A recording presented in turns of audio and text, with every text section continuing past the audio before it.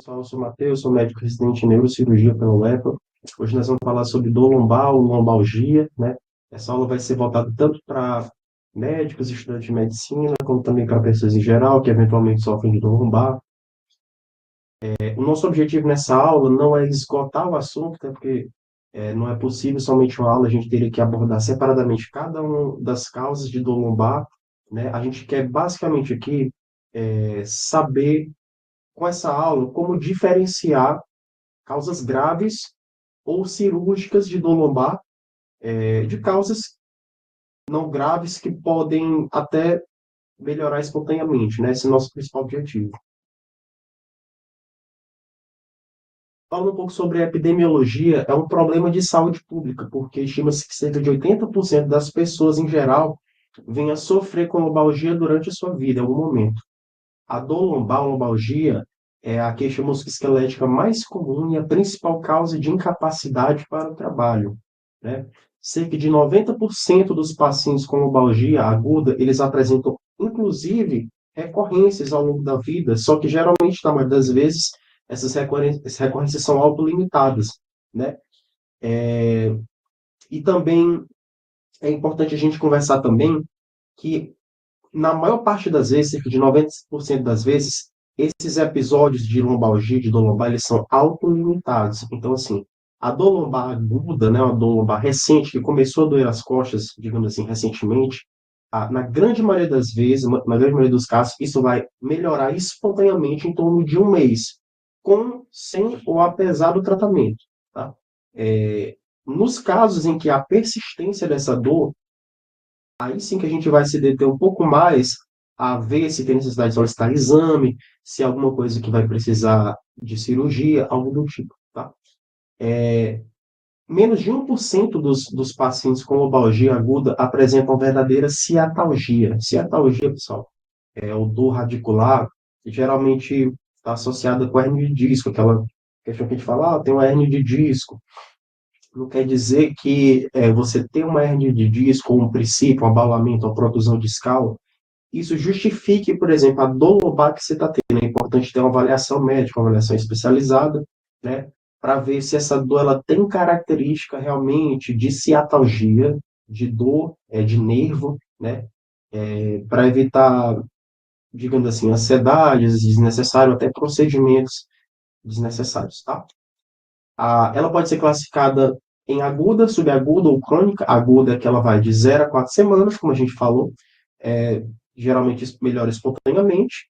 De subaguda seria de 4 a 12 semanas, e acima de 12 semanas a gente classifica ela como uma dor lombar crônica. Como a gente adiantou, né, a maioria dos pacientes com dor lombar aguda apresenta melhora espontânea em 4 semanas, né, um mês mais ou menos. Alterações degenerativas da coluna é a principal causa da dor lombar, né? E o exame diagnóstico, geralmente, a gente não indica, geralmente, quando é uma dor lombar nesse período agudo, né? Nesses primeiros 4 semanas, a não ser que o paciente apresente algum sinal de alarme ou algum sinal que eu veja que, nossa, aqui tem risco de ser alguma coisa cirúrgica ou alguma urgência. E a gente vai detalhar mais à frente que sinais de alarme são esses, o que a gente precisa ficar atento para diferenciar uma dor lombar que precisa de mais atenção, tá?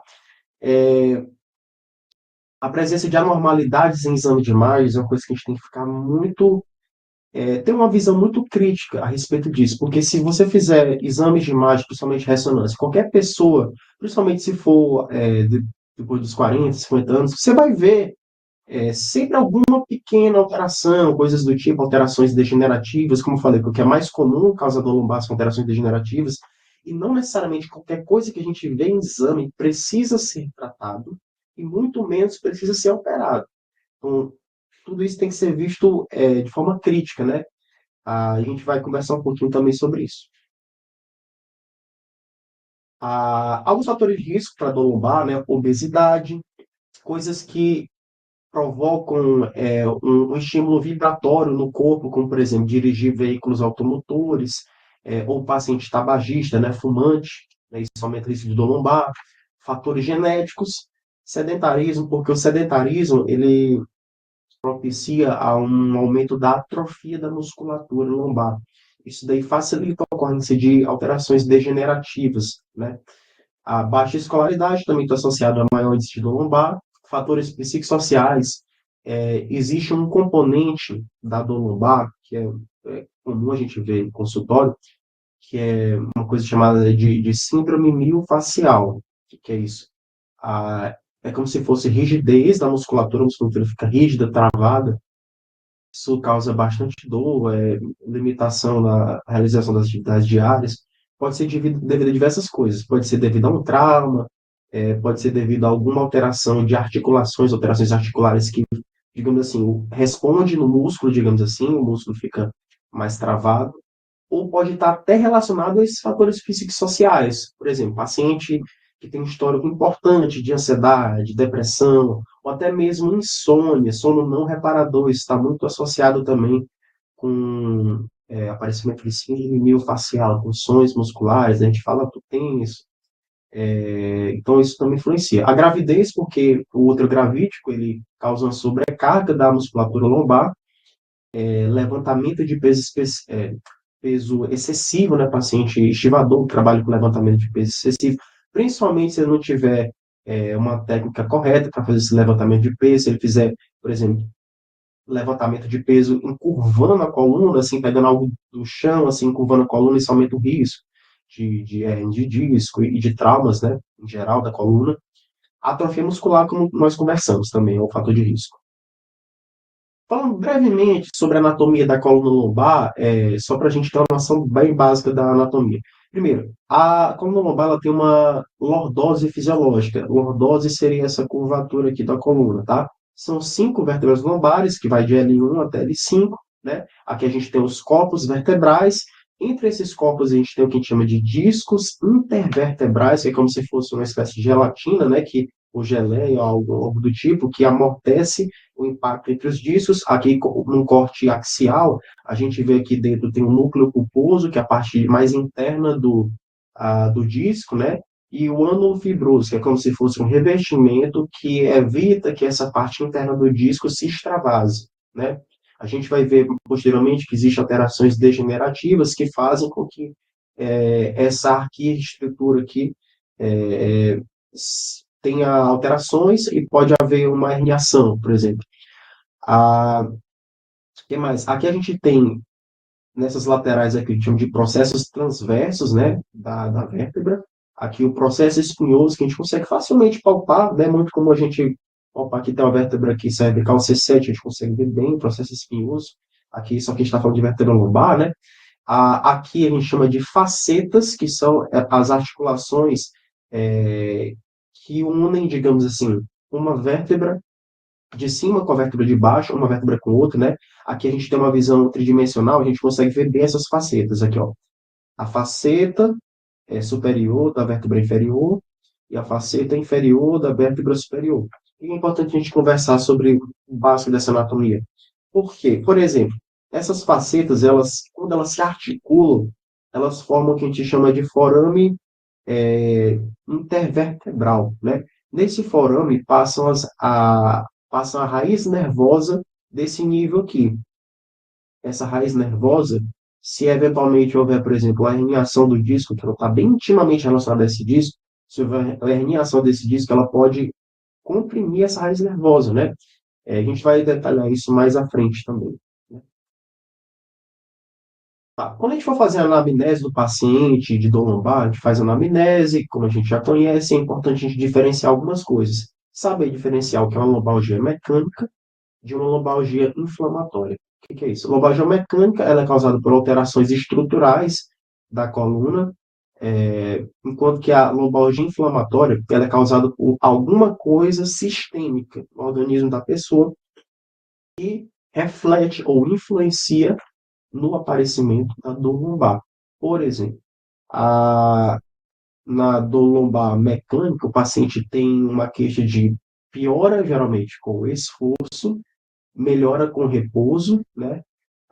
Enquanto que na lombalgia inflamatória, que, por exemplo, pode ser em doenças como espondilite anquilosante, essas doenças reumatológicas, o paciente, ele piora com o repouso, né? Ou seja, o paciente tem uma dor que piora à noite e melhora com o esforço físico, melhora com o movimento, né? Geralmente ele tem uma rigidez matinal, né? Ele acorda duro, né? Travado, uma rigidez matinal prolongada, maior do que 30 minutos, muitas vezes. Lombalgia inflamatória também pode estar relacionada com outras causas, neoplasias, enfim. É importante também a gente identificar algumas outras coisas na anamnese. Ciatalgia, por exemplo. Ciatalgia, ou dor radicular, ou radiculopatia, é uma dor que ela lombar e ela irradia para membro inferior, membros inferiores, e ela tem geralmente caráter de choque, queimação, associada à dormência, e ela segue o trajeto de um dermátomo, né? Muito cuidado, o paciente fala para você assim, doutor, tem uma dor que irradia, caminha para a perna. É importante a gente analisar com calma, examinar bem direitinho, porque às vezes, nem sempre, qualquer dor irradiada, necessariamente é dor de nervo. Na verdade, na maioria das vezes não é. Pode ser uma dor miofacial, como a gente já havia começado a conversar. A tensão muscular, ou dor miofacial, ela pode se lateralizar e somente para o membro, né? E aí você vai ver como é que você vai diferenciar. Depois a gente vai conversar no exame físico, na parte do exame físico, os sinais de algum comprometimento neurológico. A gente tem que necessariamente achar algum sinal de comprometimento neurológico. Se não, procura pontos dolorosos miofaciais para ver se o paciente não tem uma dor miofacial, né? Observar se o paciente tem, por exemplo, uma pseudoclaudicação.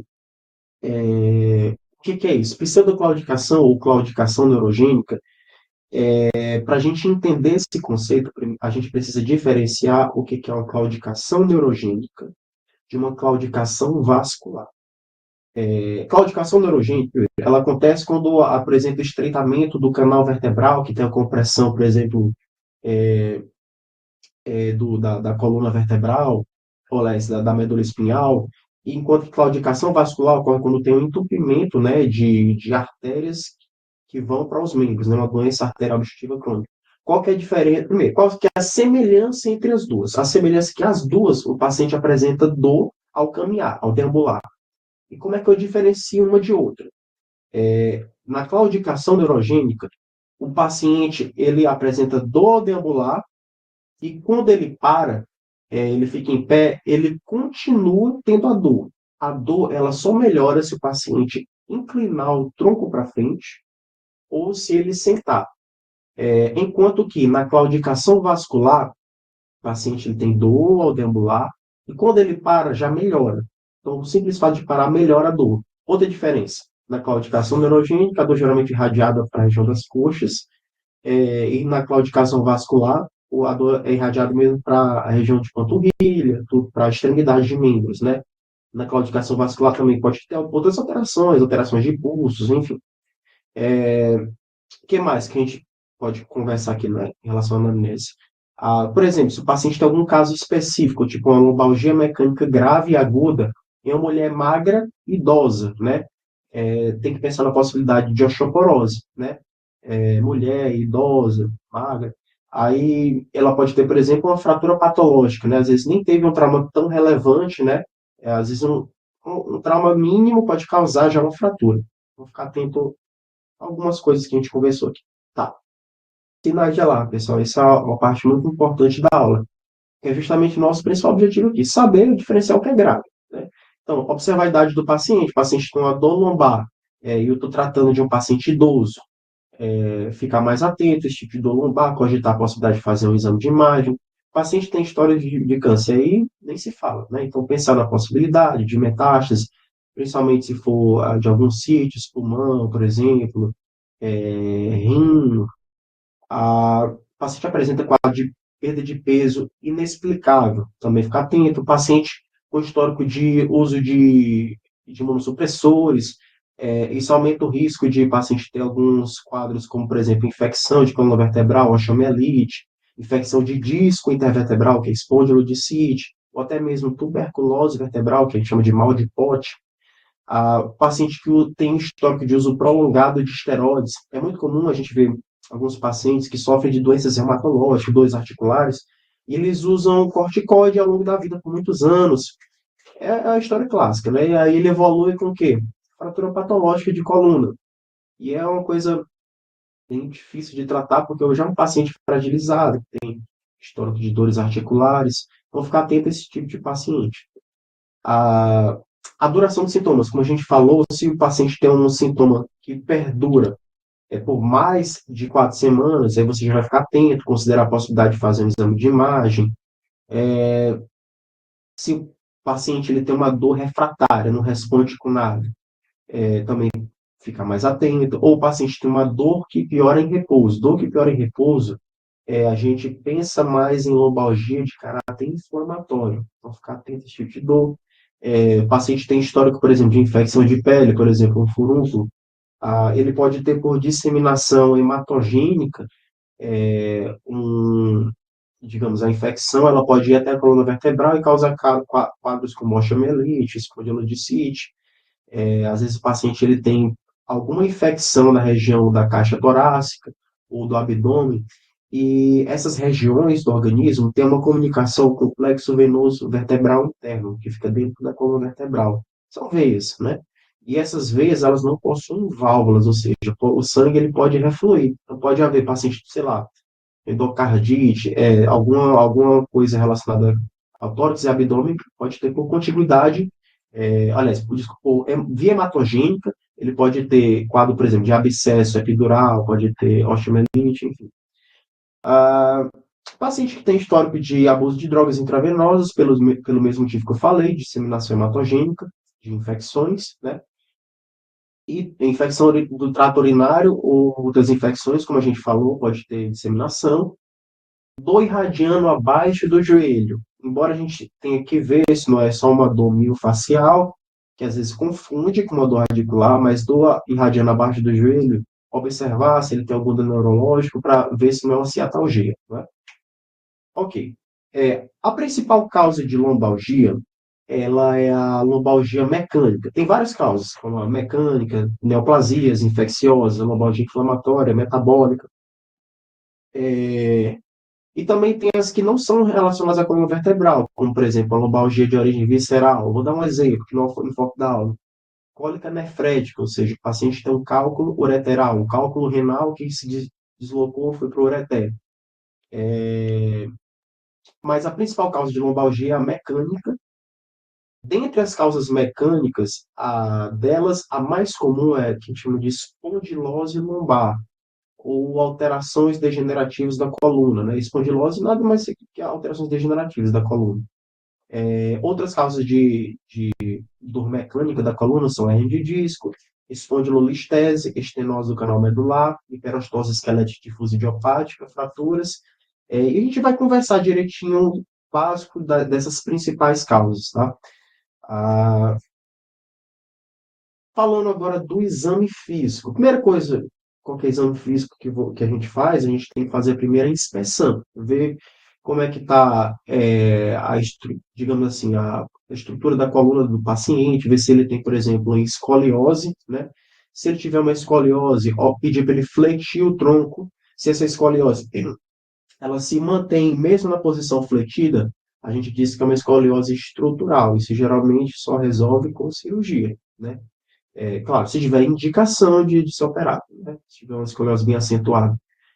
Enquanto que se o paciente flete o tronco e essa escoliose ela desaparece com a posição fletida, eu chamo isso de escoliose funcional, porque isso é geralmente causado por tensões musculares que causam essa deformidade, não alteração da coluna em si. Isso pode melhorar com exercícios de fortalecimento da musculatura, né? Então é importante ser diferenciado.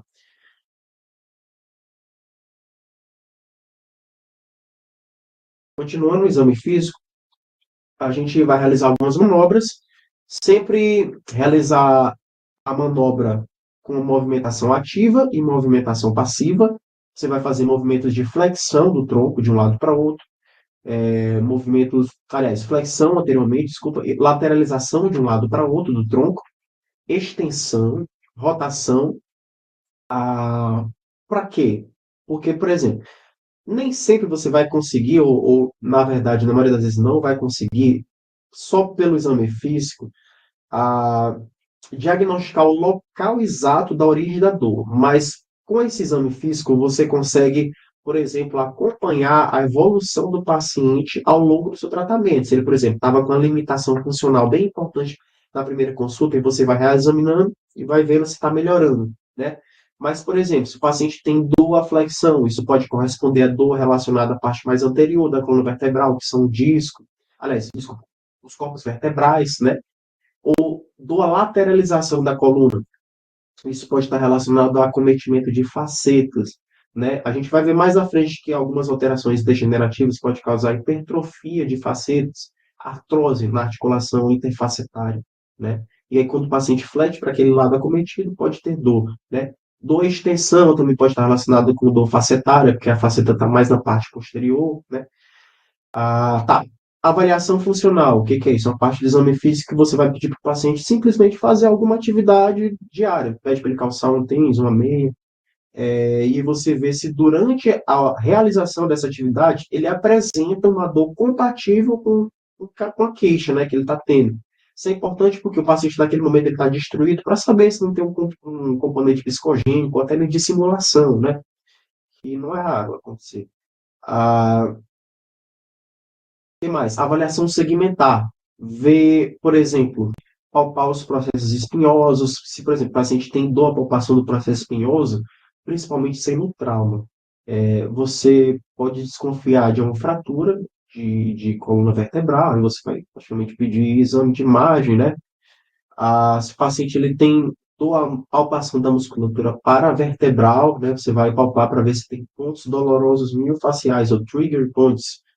Você vai palpar também nessa região próxima à região lombar, por exemplo, na região da face lata, que é onde está mostrando aqui a figura.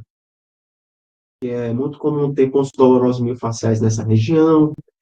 Vai palpar também a região, ou fazer uma palpação da pele subcutânea para ver se tem pontos dolorosos miofasciais. E por último, você vai fazer o exame neurológico, que é uma parte muito importante do exame físico, para saber se o paciente tem algum acometimento de nervo, alguma dor de nervo. Vamos já falar sobre o exame neurológico, tá?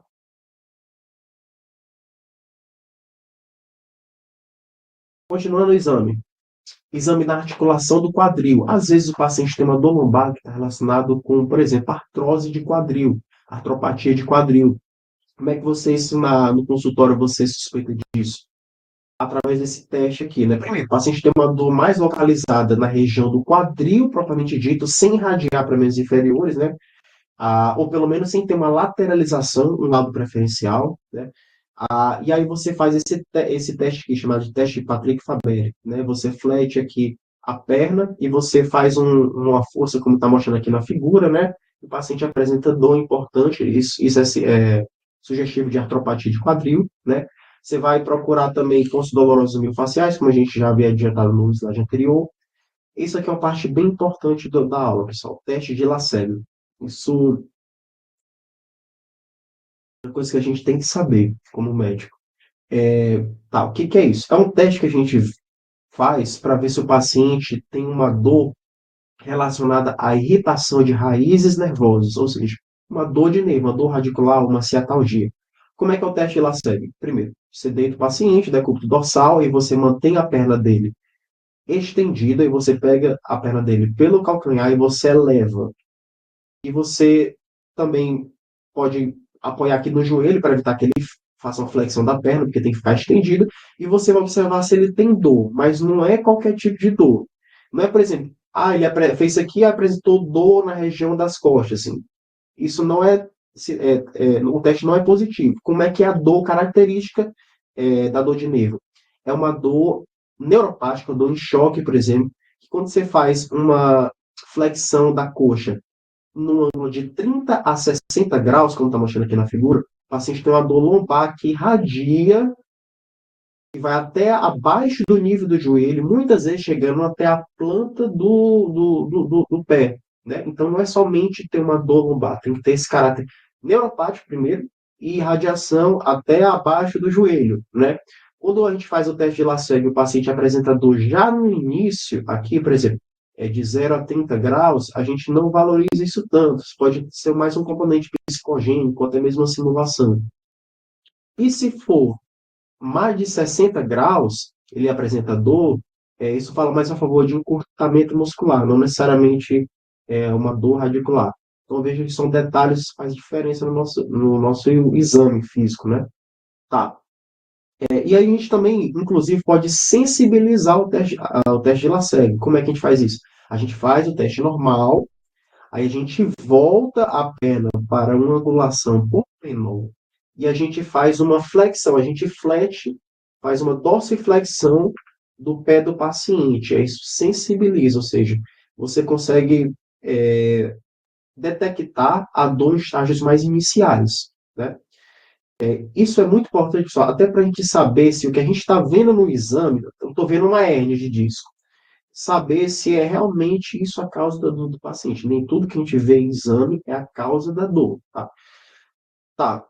Tem um outro teste, que é o chamado teste de Lacerbe posterior, né? Ou de estiramento da coxa, que você coloca o paciente de decúbito ventral e você faz esse movimento de extensão da coxa, né, e flexão da perna. Quando ele dá positivo, quando o paciente tem dor, isso fala mais a favor de hérnias lombares mais altas, enquanto que o teste de Lacerbe fala a favor mais de hérnias lombares mais baixas, tá? E tem mais um outro teste, que é o teste chamado teste de Lacerbe invertido. Quando você faz a manobra normal de elevação do membro inferior e o paciente, ao invés de ter dor no membro elevado, ele apresenta dor no membro contralateral. Não é tão comum isso aparecer, mas parece isso é muito sugestivo de dor radicular, de dor neuropática. Tá? Continuando no exame físico, tem outro teste que a gente pode fazer, que é chamado teste de Schober.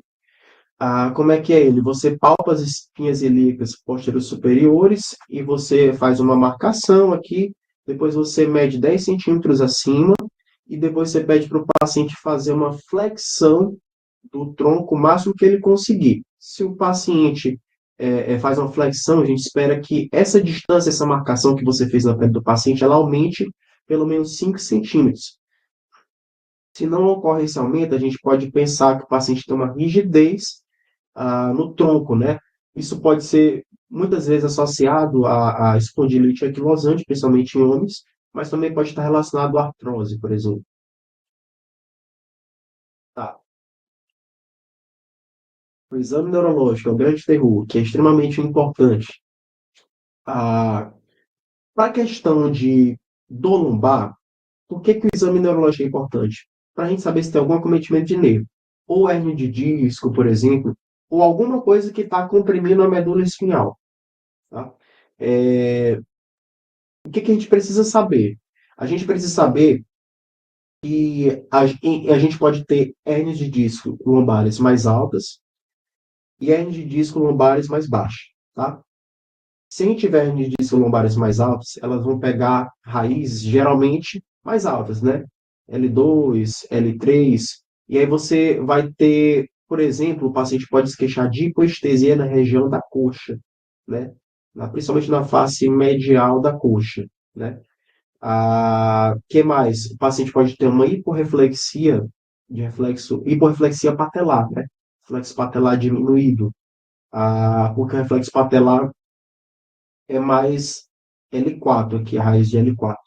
Se o paciente ele tem uma hérnia discal mais baixa, vão ser acometidas geralmente de raízes nervosas mais baixas, L4, L5, S1 em diante, né? E aí, e são mais comuns as hérnias mais baixas. Aí, o que você tem que observar? Esses dermátomos aqui, que estão mostrando aqui L4, que é essa região mais medial do pé e da parte distal da perna, L5, que é a parte do meio, S1, que é a parte mais lateral do dedo. Falando para as pessoas que estão assistindo que não são da área média, da área médica, só explicando o que é essa figura aqui. É basicamente para mostrar o local que a pessoa sente dormência. Se, por exemplo, o paciente sente uma dormência nessa região que estou mostrando aqui, que está escrito L4. Isso corresponde a um local que a gente chama de dermátomo, né? Esse dermátomo indica que o paciente tem algum acometimento que está comprimindo o nervo que sai do segmento L4 da coluna, né? Então, por onde o paciente sente a dormência, a gente sabe mais ou menos onde que tem o problema, né? Tá.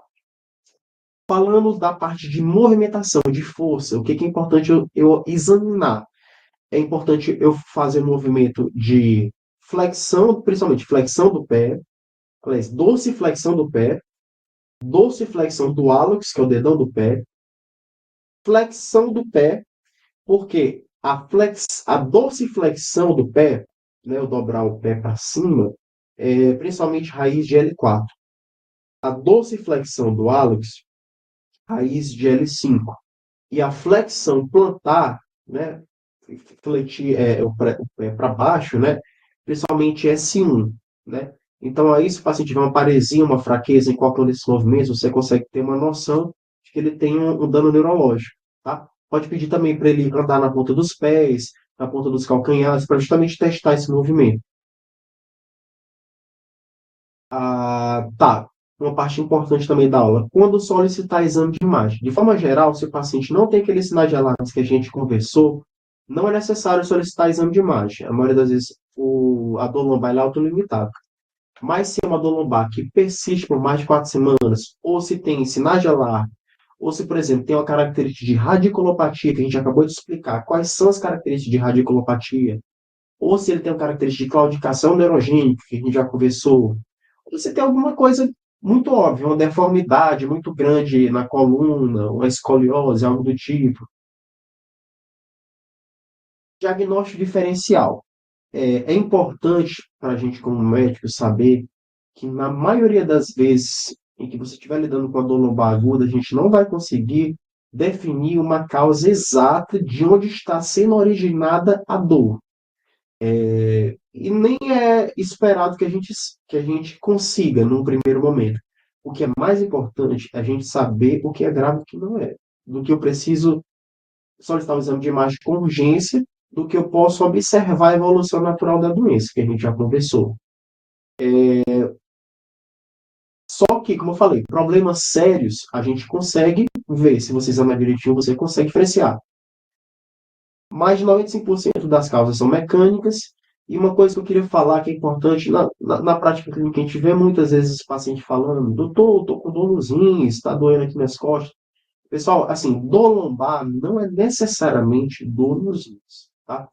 Existe quando o paciente, como a gente conversou, tem um cálculo renal que desloca para o ureter, pode causar uma cólica intensa na região das costas, né, na região do dorso.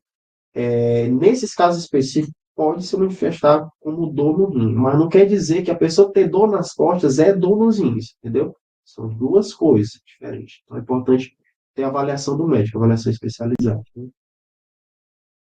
A espondiloartrose. Tá, aqui a gente vai falar um pouco rapidamente das causas, principais causas em isolado cada uma das causas de dor lombar. Espondiloartrose. Isso nada mais é do que alterações degenerativas da coluna, né?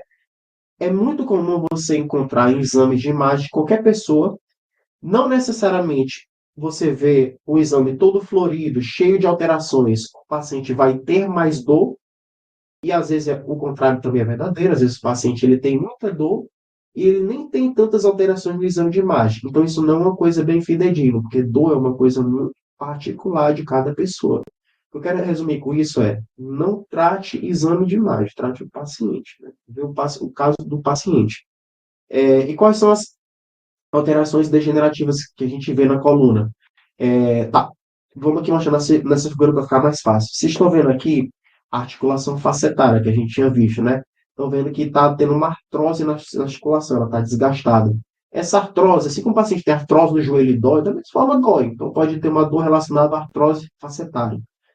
Pode ter degeneração também dos discos intervertebrais. Vocês estão vendo aqui que esse disco aqui está degenerando, está desidratando, e os corpos vertebrais estão quase se tocando, né? Que mais? A gente pode também uma estenose do canal vertebral. Aqui é o canal vertebral, por onde passa a medula espinhal, ele pode ficar mais estreito, devido ao espessamento do ligamento amarelo, que a gente vai ver mais na frente. E tudo isso pode causar dor, né? Osteofitose, que é bico, que a gente chama de bico de papagaio, que são alterações degenerativas. A gente vê aqui, ó, na pontinha. A gente depois vai ver alguns exames se dá para ver melhor. Esse bico de papagaio aqui. Tá. O resumo para isso é não trate exame. Veja o caso do paciente, né? Hernia de disco. Ah, aqui, só para a gente ver um pouco da anatomia, a gente tem a faceta superior da vértebra inferior, aqui a faceta inferior da vértebra superior. A gente está vendo aqui a articulação facetária e aqui o forame intervertebral. Veja que aqui está saindo uma raiz nervosa, tá?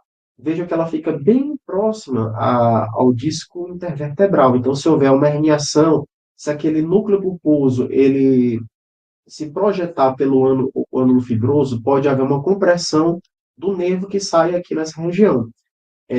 E além disso, se for uma hérnia que seja mais para cá, ou seja, uma hérnia mais medial, você pode ter uma compressão do nervo que vai para o nível inferior.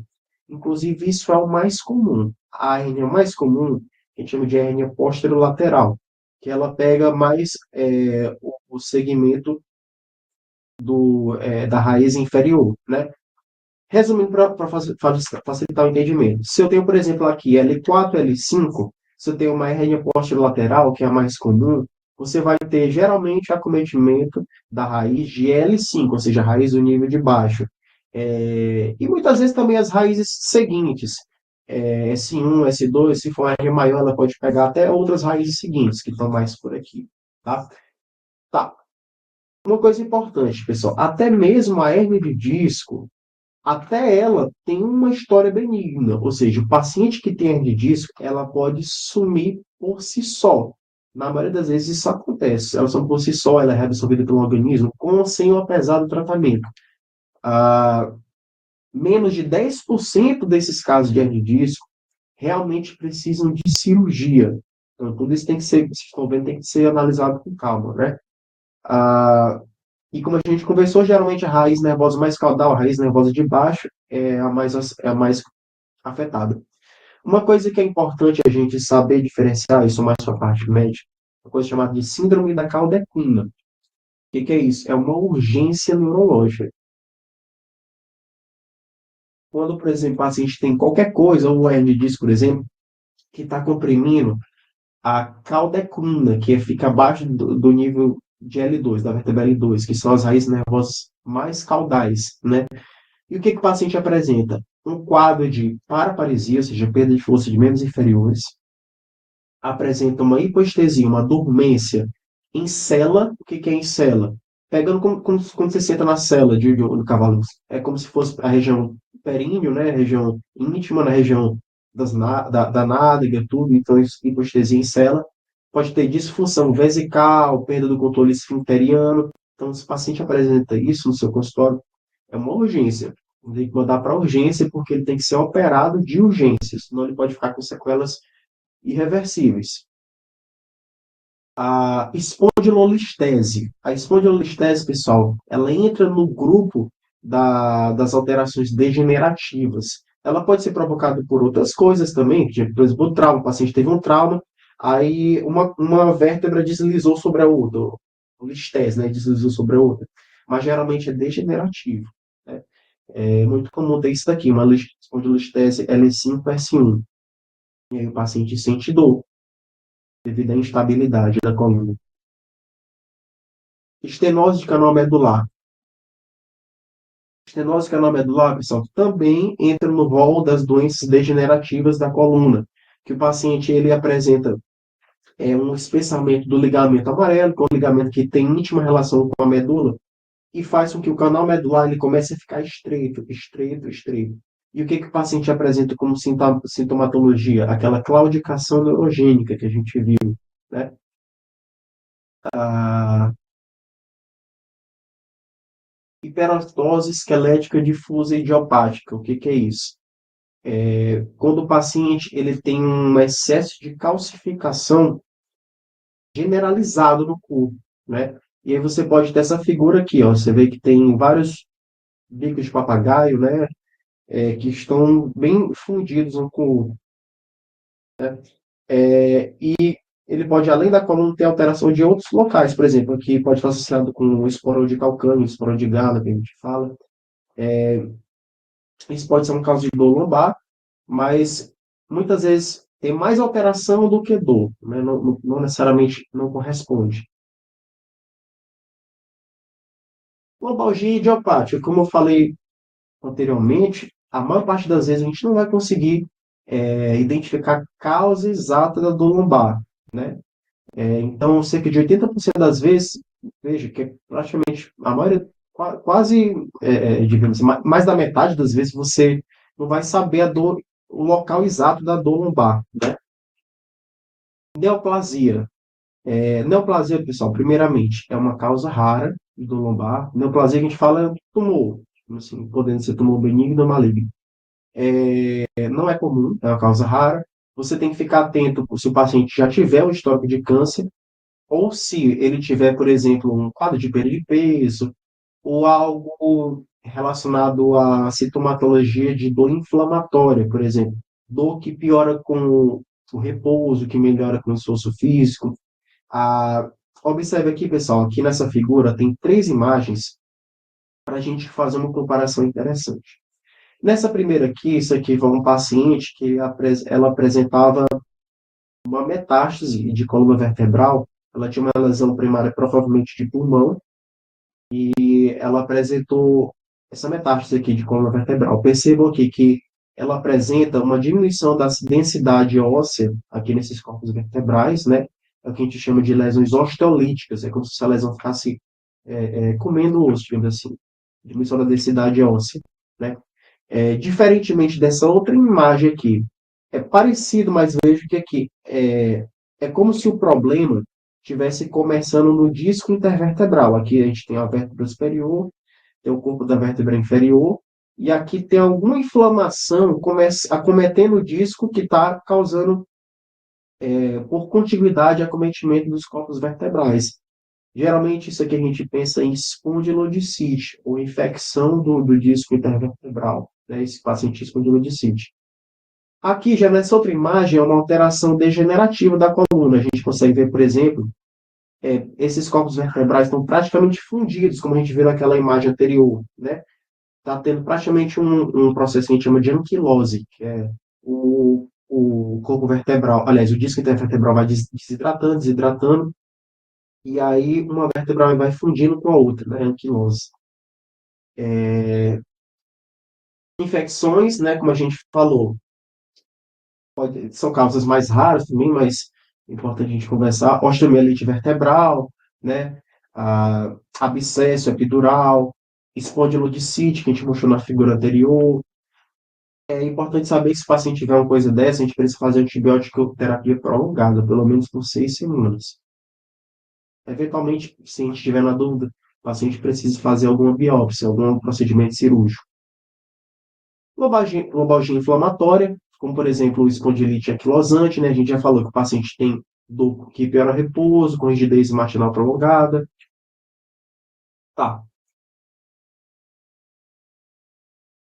Falar rapidamente sobre o manejo da dor lombar. Acho que talvez essa seja a parte mais interesse para caso alguém esteja sofrendo com dor lombar. Tudo. Nosso intuito aqui nessa aula não é falar sobre procedimento cirúrgico, até porque é muito extenso, e também não esgotar o assunto, mas atentar para determinados pontos que a gente pode melhorar em algo essa dor lombar, né? Primeiramente, quando que o paciente precisa ir à emergência? Se ele tiver algum sinal de alarme, né? Se ele tiver um déficit neurológico progressivo, por exemplo, ele perdeu a força dos membros, ou começou a ficar dormente os membros, ou alguma coisa do tipo, assim, de forma rápida, em procurar urgência. Ou se o paciente tem uma síndrome da cauda equina, que a gente falou, que é a perda de força de membros inferiores, perda de controle dos esfíncteres, anestesia em célula. Ou se é uma dor intratável, uma dor que não melhora com analgesia comum. Se não tiver esses sinais de alarmes, geralmente o paciente vai fazer um tratamento conservador, geralmente sem necessidade de exame de imagem, pelo período de um mês. Após um mês, se o paciente ele está tendo uma dor lombar persistente, a gente já fica mais atento e vê a possibilidade de solicitar um exame de imagem. Geralmente a ressonância é um exame de escolha. e o caminhamento para cuidados especializados se tiver alguma condição cirúrgica, né? Em relação ao tratamento em si, quando o paciente não tem sinais de alarme, não é indicado que o paciente fique na cama por muitos dias. O repouso no leito é indicado por no máximo uns 2 dias. Depois disso, o que os estudos mostraram é que o paciente ele tem o melhor resultado se ele, aos pouquinhos, ele for retornando às suas atividades diárias. Claro, de forma lenta e gradual, mas que ele não fique parado de cama, porque isso pode piorar o quadro dele, né? E depois de um mês, ele pode fazer exercícios físicos regulares com acompanhamento de fisioterapeuta, um educador físico, pode realizar exercícios do mais diverso, alongamento, condicionamento aeróbico, e etc. Pacientes grávidos podem utilizar uma cinta, espécie de cinta sacroiliaca baixa, inelástica, que não comprima o útero. Outra coisa, isso aqui mais para o ambiente hospitalar. Essa posição chamada de semi-Fowler pode ajudar a descomprimir, digamos, o peso que está sendo colocado sobre os discos intervertebrais, pode aliviar um pouco do lombar. Outra coisa importante, evitar atividades que requeram levantamento de peso excessivo, esforço repetitivo, atividades que tenham vibração corporal total, principalmente dirigir veículos automotores, coisas que tenham trepidações, né? Evitar ficar sentado por muito tempo, isso também pode piorar a dor lombar. Evitar posturas assimétricas, né? Tem gente que às vezes tem o costume de deitar numa posição, assistindo televisão, principalmente na rede, aí fica naquela posição por muitas horas, que dali pode causar contraturas musculares, né, e dor lombar. Durante as 2 primeiras semanas, o paciente ele pode fazer exercícios leves, como caminhar, andar de bicicleta, nadar, e após as 2 semanas, fazer mais exercícios de fortalecimento do abdômen e da musculatura extensora. Tudo isso é importante falar do acompanhamento com algum profissional, tá? Não há evidências para apoiar o alongamento dos músculos nas costas, ou seja, não adianta você ficar forçando a barra, ficar se alongando, tudo. Tem que, aos pouquinhos, retornar de forma gradual para suas atividades diárias, tem que, digamos, mostrar para seu organismo que você está retornando às suas atividades, né? Eventualmente utilizar medicamentos, cuidado com anti-inflamatórios, pode ser úteis na fase aguda do problema, mas não deve ser utilizado de forma crônica. Pode ter problemas de saúde associados a efeitos colaterais. Opioides, tramadol, esses medicamentos aí só em caso de dores mais intensas, evitar também o uso desnecessário. Relaxantes musculares não têm benefício comprovado. Explicar para o paciente que, na maioria das vezes, a dor lombar ela some por si só em cerca de um mês, na maioria das vezes. Orientar a questão de postura, quando fosse abaixar, o paciente evitar fletir, digamos assim, encurvar a coluna para pegar peso no chão, sempre com a coluna ereta. E o tratamento da dor lombar crônica? Se o paciente já tem uma dor lombar já antiga, aí já é necessário de uma atenção maior. Fazer acompanhamento com o médico, de preferência especialista. Ah, aí vai ter que fazer fisioterapia, provavelmente vai ter que investigar a causa da dor. Já é uma coisa que precisa de um acompanhamento mais especializado, né? E é isso, pessoal. Espero que a gente tenha contribuído com alguma coisa. E é isso aí. Obrigado.